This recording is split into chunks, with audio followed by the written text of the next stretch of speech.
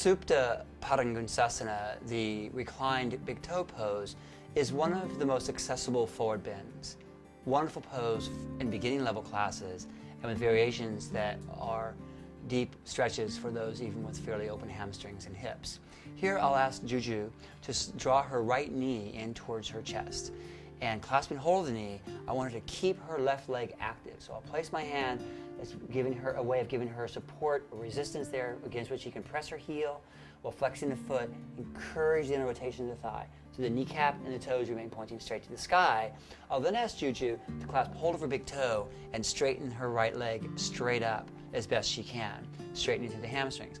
This is going to be impossible for many students, in which case offer a strap around the foot where they can clasp the strap with the shoulder on the floor, the arm straight, the leg straight, even if the leg is extended really far forward. Allow them to stay in this basic position. Otherwise, I'm going to relieve you of the strap, Juju, since you don't need it. And then holding onto the strap, ask your student to place the opposite hand firmly down on the hip to encourage that hip and sitting bone to stay grounded here. And I'm going to ask Juju to take a deep breath in. We're going to move dynamically to then static holds. And as she exhales, she'll draw her chin up towards her shin. And then inhaling, she'll release her back to the floor, shoulders down, chest expanding. Exhale, she lifts again. I'm going to continue to place a hand by her heel to keep that leg active. It's one of the first parts of the pose to give out. Inhale, she releases down. Exhale, she lifts. After doing that a few times, I suggest 5 times, on the 5th time, encourage your student to stay up. And here, you can place a hand on the back to encourage the lifting the back higher off the floor. Hands at the heels to encourage the activation of the legs, the straightening of the legs.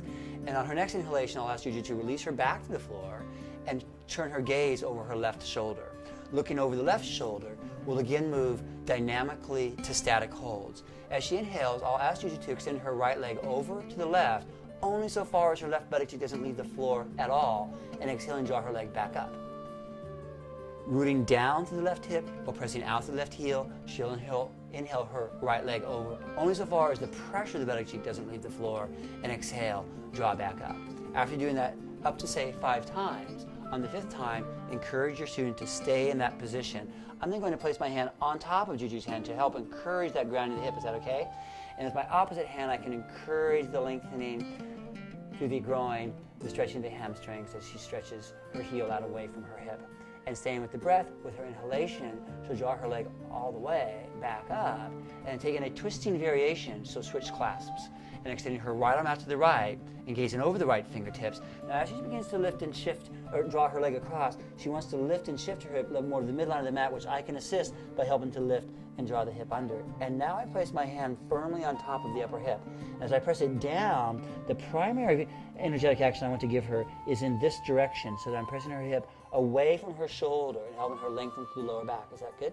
And staying with the breath, I'll leave one hand there to maintain that action and that lengthening through her lower back and hip, while placing the other hand on the shoulder to encourage that shoulder towards the floor.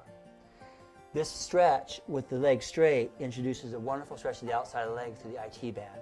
As she inhales, she'll draw her leg back up the center. And from here, simply draw the knees back into the chest.